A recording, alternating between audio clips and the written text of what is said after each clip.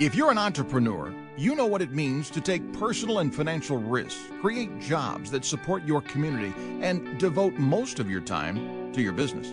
But do you know how to plan for a successful exit from your business? Do you know who should be involved in creating your succession or transition plan and the steps along the way? Welcome to Finish Big, the podcast with Mark Dorman from Legacy Business Advisors. The podcast theme is inspired by critically acclaimed business author Bo Burlingham, author of Finish Big, How Great Entrepreneurs Exit Their Companies on Top. In this podcast, you'll hear success stories of exit plans done right and pick up practical tips based on years of Legacy Business Advisors' expertise and knowledge about the largest and most important financial transaction of your life. Now, on to the show. Welcome to Finish Big with your host, Mark Dorman. Today is the very first episode, and we're going to get to know Mark a little and see what he has in store for us. I'm Wendy McConnell. Hello, Mark. How are you feeling today? I'm great, Wendy. How are you? Thanks for having me. Oh, it's a big day. I'm feeling good. I know I can see you. You're feeling good, and we're very excited to get started on Finish Big. I can't tell you how excited I am to launch this podcast, and what an honor it is for us to affiliate ourselves, myself and our team, with Bo Burlingham and his terrific work, Finish Big. Yeah. So let's talk a little bit about this industry that you're in and how you decided to get started. Yeah, sure. So I'll give you some background. I'll be 58 next week, and kind of on the back nine of my career, obviously. And about 15 years ago, I just began to pursue exit planning engagements. I did a lot of additional education, became some certifications in family business planning, exit planning, and I just fell in love with this space. I've always worked with private and family businesses throughout the Midwest. And I just have so much respect for them, what they do, the risks they take, and the jobs they create, and the microeconomies that they produce. And I thought that for the balance of my career, maybe for the next 15 to 20 years, Lord willing, that I am going to dedicate myself to becoming one of the top exit planning advisors in the country. And I just can't, again, tell you that, to be able to affiliate with Bo Burlingham has just been one of the greatest honors of my life. And I can't wait to have Bo on the show in the next few episodes. Tell us a little bit about Bo. Well, Bo is a critically acclaimed business author. He's spent decades with both Forbes and Inc. magazine. He's written several books, Small Giants being probably one of his most famous. And one of his most recent books, Finish Big, really details kind of the good, the bad, and the ugly of business exits, as spoken, from the viewpoint of entrepreneurs. So it's just a book that's really impacted my career, and I share it with as many business owners as I can. And I met Bo personally in Chicago probably about 10 years ago. I actually drove over from Cleveland to see him speak. We had lunch. I followed him again, not that I'm a stalker, but I just really enjoyed his message. And then I invited him to Cleveland for an event in Akron, where I interviewed him. And we had another event the following day in Cleveland. And we had a room full of business owners, and it's just so many pearls of wisdom. He's a great conversationalist, and he's just a very, very generous, and become a good friend and someone that I talk to throughout the year. And he's just one of the most well-respected business authors in the country by far. He sounds smart. Yeah, he's very smart. Yeah, he's interviewed, he claims to have interviewed over 20,000 business owners in his career. So I don't have any reason to doubt that. All right. Can you give us a brief overview of what exactly an exit strategy entails, and why do you need one? Well, I mean, that's a good question. So, business owners, typically in any goal setting, you always kind of begin with the end in mind. And most business owners, start out, trying to grow, build, develop a business, and then they reach some type of critical mass of some sort. And as time goes by, as you and I know, all of a sudden you're faced with the decision of, what am I going to do to capitalize on my life's work? So that journey it can be quite lengthy and very emotional to really say everything that I've done over the last maybe 20, 30 years is coming to a head. And as I look towards, retirement, I need to have a plan in place that allows me to transition out of my business successfully, reward people that have helped me along the way, and really monetize my life's work. And that is kind of the essence of exit planning, is really increasing the odds of a successful outcome as you look to transition and build a succession plan for your business. Are there particular types of business that you look to work with? Not necessarily. So we're fairly business agnostic, right? So in my area, in the Cleveland, Akron, Ohio market, very heavily manufacturing, but we've worked with professional service firms, done a lot of work for accounting firms, believe it or not, in exit planning. And it's just really a good exit planner is someone that is knowledgeable enough about business in general, business structure, taxes, planning, and I would say forceful enough to hold you accountable, very politely. I use that word forceful very politely, but to hold you accountable to a process that said, hey, here's where you said you wanted to go. Here's your timeline. These are the things that need to get done in an effort for you in order for you to reach your objectives. How do you typically go about acquiring new clients? Our number one source is referrals from either existing clients or other advisors. So we seek and we obtain referrals from attorneys, investment bankers, accountants for sure. But our largest influx of new business is existing clients that know other business owners. I mean, the data's out there, the demographics, the graying of America. There's I heard a presentation yesterday, something like 32 million small businesses in America. So it's a big lift, big uptick after COVID. But, kind of the hard and fast data is there's about 20 million private and family businesses in America, depending on which study you look at. The vast majority of those are owned by baby boomers. I happen to be the very last year of the baby boom, 1964.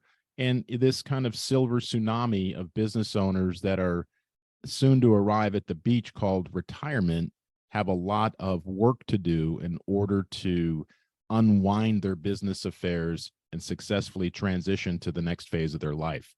So referrals are our number one source. So let's talk about your business and or investment philosophy. Sure. Well, not here to talk about investment at all, but certainly invest in my business. This podcast is a good proof of that. But my business is comprised of a team of professionals. I lead a team of professionals of 8 people. So exit planning is kind of 1 part financial planning, 3 parts business execution, value building, etc. And probably about 10% of that is psychological. So we have an extensive network of accountants and attorneys that we lean on. I've got a colleague of mine, Chris Goebel, who's on our team, who has exited from a family business that was a rather sizable transportation business, charter bus company here in Northeast Ohio. So to have his breadth of experience on our team is really a big asset for us. Our process is something that Bo Burlingham actually wrote me and said that it was the best that he had seen anywhere in the industry for I believe his words were increasing the odds of winding up successful, at peace, and financially secure. So that is the ultimate goal. And we have surrounded ourselves with professionals that can really be called on when the client is in need of additional service. Let's talk a little bit about the community. Is there some things that you do out in the community? Yeah, sure. Community involvement. I just had a board meeting this morning for what's known as the Medina County Community Fund. So I've been on the board there for 2 years. Over the years, I've been past president of Leadership Medina County. I currently sit on the County Port Authority, appointed by the county commissioners. Been president of the Red Cross for my county, et cetera. So Medina County is a terrific place. It's located a little bedroom community for both Cleveland and Akron, and it's a perfect kind of quasi-rural suburban county. It happens to be the county seat, so it is certainly home for my wife and four adult kids. Very nice. Well, let's get out of the office. Let's talk about you. When you're not working, what is it that you do for fun? I heard Well, I heard your reference back nine, so I'm going to guess you golf. yeah, I play some golf. Years ago, I played golf in college at Cleveland State University. That's probably 40 years ago now, but that was a terrific experience to be able to play golf and travel the country, Midwest, I should say, with just terrific team members of my teammates. From there, I played a little bit of amateur golf when I was younger before I had kids, but I've got 4 adult kids, and I'd say that the biggest thing that the most enjoyable thing I do in my life right now is really coach my kids. And I don't say coach, them in sports anymore. Although I did that, I coached lacrosse for 17 years, both my sons and my daughter. But I love to coach and be a mentor to my kids and a lot of their friends. So I really enjoy that. And I really try to put myself out there to interact with my friend, my son's 28-year-old friends and just assist them, check in on them, send them some inspirational things that I come across. So that's something I really, really enjoy doing. And it comes very naturally, very easy to me. It's effortless. I love to try to keep people on the right path. And are we waiting for grandchildren? Are we anticipating and breathlessly saying, "Give me grandkids"? Well, my wife is saying that. I'm certainly. Our oldest son, Aiden, just got married 3.5 weeks ago in Cincinnati. So that was a phenomenal event. Very, very emotional. That's probably the most I've cried ever. Just couldn't believe it. Just how to see. I really had probably one of the most unique experiences, at least certainly for me. But I'm talking to some of my friends. I had all 4 of my children, my son being the groom, and then my two middle sons, and my youngest, my daughter Claire, who's 19. They were all in the wedding party. And it just was a phenomenal couple of days, climaxed with by just a phenomenal celebration. The reception, I had all my friends there, family. And so now that my son's married, we are welcoming grandchildren. Yes. my wife is in can't wait mode. I'm more of when they're ready, they'll come. Right. And then my middle son, Andrew, who's 28, he's engaged as well to a beautiful young lady, Liz Lenzo. And then my youngest son, Ian, he's a senior at West Virginia University. So we see him often, usually in Pittsburgh. We'll drive over and he drives up on 79 there. And then our daughter Claire is down at the University of Cincinnati. So we're pretty busy just trying to do what we can to see our kids, because if you raise 4 kids, you can hear a pin drop in our house right now. And it's very, it's too quiet for us. I wouldn't say it's lonely. It's not lonely, but it's just too quiet, right? To change. Yeah, it's definitely a change. Definitely a change. So this is always one of my favorite questions. If you had all of the money in the world, what would you do? Oh my, that's a deep. Yeah, that's a deep question. If I had all the money in the world, I think what I would do is I'd probably work and seek advice to have some type of an endowment created where I could spin off enough income to sprinkle into truly functional, efficient charities that really make an impact, perhaps in the special needs community, perhaps with underprivileged kids, certainly fatherless families. I think is something that I really take to heart, seeing the impact that my dad has had on me, and hopefully I've had on my kids. So I would try to create a mechanism like an endowment where you could, maintain the principle and live off the income, not say live off it, but live through the income by donating it to others. It's impressive. I probably would just buy a whole lot of purses. I might buy a few golf lessons along the way as well. There you go. Okay, what is one thing that you recommend most to clients, family, or friends? Really seeking advice from a good advisor or good advisors. And when I say advisors with an S, I would mean attorney and tax, legal and accounting people, professionals. But I just see a lot of individuals trying to go it alone. And sometimes an advisor, they can be characterized, they can be miscast a little bit, and maybe folks will see them as salespeople.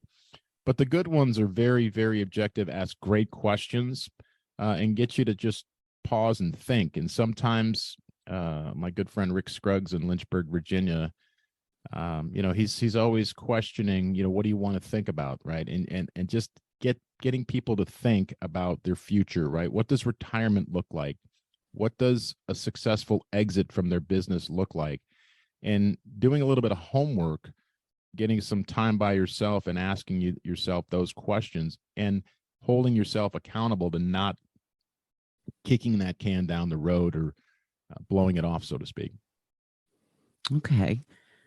Tell us one thing that most people don't know about you. I would say one thing that nobody knows about me except a very small circle, but I used to play in competition bagpipe bands when I was in my late 20s and 30s. I was the Highland bass drummer, which is very difficult to play. And I was very fortunate to play both with the 87th Cleveland Pipe Band and the North Coast Pipe Band over the years. And it was some of the most enjoyable time that I had. We traveled all throughout Southern Ontario, up through Montreal, and twice we played in the World Pipe Band Championships over in Glasgow, Scotland. And my dad accompanied me over there. So people wouldn't know that, but if they get to know me and they know how proud I am to be the firstborn immigrant son of Scottish descendants, Scottish immigrants, I should say. My mom and dad immigrated from Scotland in 1962. It's being Scottish is something I'm very, very proud of, and playing in the pipe band not only allowed me to really celebrate my heritage, but gave me just a lot of personal satisfaction. Mark, that is so cool. I love that. Yeah, that's a hidden gem most people don't know. What was the name of the band? So we played the North Coast Pipe Band, was out of kind of the Great Lakes region, based in Cleveland, and the 87th Cleveland Pipe Drum, obviously pipes and drums based in Cleveland as well. When was the last time you picked up the drums? Probably 20 plus years ago. You got to do it again. Get the band back together. Yeah. Well, in between there, we had 4 kids. So it's that kind of ends quickly when you become a lot less portable. Now you've time. You have the time. Now we have time. Correct. Yes. So what is your idea of success? I think success to me is, the greatest measure would be my children, the relationship with my wife, and looking at, sometimes I'm just awestruck, like the day of my son's wedding, just to, see how beautiful my wife looked that day and how beautiful my daughter looked and how how handsome my sons looked. Certainly I'm not objective, but just really felt a lot of joy looking at my family and all that work. I remember stepping into the pew with my wife and I looked at her and I had tears in my eye and I said, "We did well, didn't we?" And she said, "Yes, we did." And that's to me the ultimate measure of success. When it comes to business, I think to me, a successful business person is not only running a successful business, and that can be defined by whether it's profit or a purpose-driven business, like Bo Burlingham writes in his book, Small Giants, but one that is also has leaders that give back to the community. And I think that's very, very important to me, is to have that work life, that work life and life being community, family balance. So to me, that would be the definition of success. Well, congratulations on the beautiful family that you've created. I often Thank you. Like when people talk about when they look at their kids, and it's just kind of the thing that pops in my mind is, you made that. Yeah. You made those kids. Yeah. I was from start to present. Yeah, and it's a lot of work, right? Certainly raising 4 children.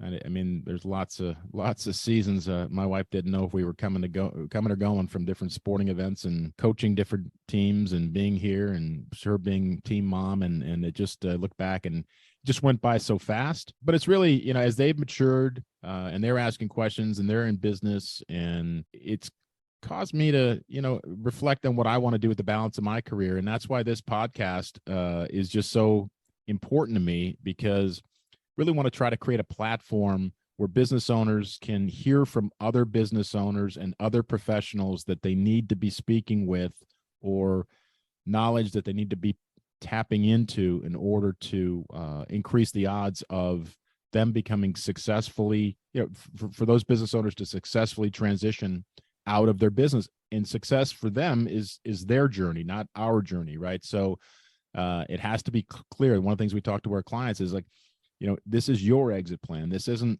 my plan. This is your journey, but here's who you need to talk to, and here's the process that you need to go through in order for you to uncover and unravel that ball of yarn and find out what's really important. So passing on your knowledge and helping others. Yes. Yeah, it all ties in together. So, what would you say your proudest achievement is? Family, without question. I mean, my children, if they're listening to this, I tell them that all the time, but I mean, it is truly the most, gives me the most satisfaction, and anything that I've accomplished professionally or personally pales in comparison to being a father and being a good, a really good dad. And sometimes being a really good dad is tough work, right? I've told my boys, boys can be tough. Our daughter was a piece of cake to raise. Although all my friends says, well, wait till you have a daughter, it's going to be tough. And I said, no, Claire was easy. Raising three boys, I said, this is an easy job being a dad to the three of you if you don't care. And I happen to really, really care. So it's hard work. But now I look back, as I was saying, just reflecting on the weekend wedding a few weeks ago, and absolute overwhelmed with satisfaction at a job well done by my beautiful wife, Tanya, and I. Well, I had a feeling your answer was going to have something to do with family. I wanted to ask if your wife, Tanya, does she agree that your daughter was a piece of cake? She does. Yeah. Okay. I mean, Claire's she's lights up her room like her mom, but she's really, a bit more of a tomboy growing up. When you grow up with three older brothers, I mean, I always say to my friends, it was like the Tom Hanks baseball movie. There's no crying in baseball. That was like when you have three brothers and you're the youngest daughter. There was no crying in our house, right? The boys wouldn't put up with it, so she just kind of rolled with the punches. And she, now she's very, very resilient, competitive, but super passionate and full of joy. Oh, that's great to hear. So tell us something that you may say to yourself to help you stay focused and on track. Wow, that's a great question. I just really have grown to hold myself accountable, right? Some of the books that I've read and its inspirational quotes, is that, character is what people do when no one is watching. And it's the little things that you do when no one's watching to really keep yourself on the, not straight and narrow, but keep yourself moving towards a greater purpose, whether it's accomplishing a task or doing things that, we all have things that we don't like to do, but just checking that box, getting it done, and moving on, and being able to say, hey, when I relax, I'm going to relax, but I got to get these things done first. So I'm a very goal-orientated individual, and accomplishing those goals gives me a huge sense of accomplishment. And whether it's working out, whether it's giving back to the community. I know that sometimes it's like a drag when you're doing it, but the feeling that you get when it's over, you say, I didn't feel like doing that today, but I did it, and I feel a lot better about myself, and I have that sense of accomplishment going on throughout the rest of my day. I love it. So who are we hoping to talk to when it comes to this podcast? Well, Finish Big. Certainly, we're going to be profiling business owners that have had successful exits. We're going to talk to business owners that are perhaps in the middle of their exit, right? And kind of, and then some business owners that Bo Burlingham profiled in his book had kind of failed exits, and unfortunately, but they have so much to teach and give back to other business owners. So in addition to the business owners themselves, then we're also going to bring in professionals who work with business owners. So it will be attorneys, accountants, transaction intermediaries like investment bankers, coaches, psychologists that work with business owners. So it takes a village to assist a business owner to land on their feet successfully. And I look forward to speaking with all the men and women that are in the arena of partnering and assisting business owners to meet their ultimate destination. So we've got a lot to look forward to. We do. And if you're listening to this, first, I want to say thank you. And if you happen to be a business owner that you would be interested in appearing on my podcast, please feel to reach out to me. I'd love to hear from you. And we are looking forward to getting started with Finish Big. All right. We are just about out of time. So I want to say thank you to you, Mark. It's been great getting to know you and what's important to you. How can people get in touch with you? Easiest way would be through email. My email address is M as in Mark, D as in David, ORMAN @DLA. That would be like David, Larry, Apple -team, like footballteam.com. Our office phone number is area code 330-350-5500.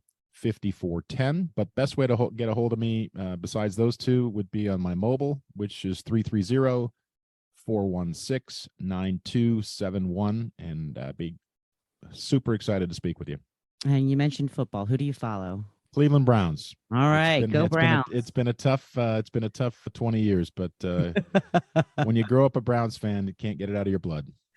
Yeah, and you get used to it too, right? You do, but Cleveland is Northeast Ohio was we got the Guardians just finished a deep run into the baseball playoffs. The Cleveland Cavaliers are looking super like a super team, super young team. Great leadership, great organization. So hopefully the Browns can kick it into a new gear. Yeah, we'll see what happens. Well, thank you for joining us. And please like, follow, and share this podcast with your friends. Until next time, I'm Wendy McConnell. We hope you enjoyed listening to Finish Big, the podcast with Mark Dorman from Legacy Business Advisors. Click the follow button to be notified when new episodes are available. Learn more at legacybusinessadvisors.com or call 330-350-5410. Please be aware the information in these podcasts represent the views and opinions of our guests and do not necessarily represent the views or opinions of Legacy Business Advisors. The content is for informational and educational purposes only. The content is not intended to be a substitute for professional tax or legal advice. Always seek the advice of your legal or tax professional with any questions regarding your specific situation.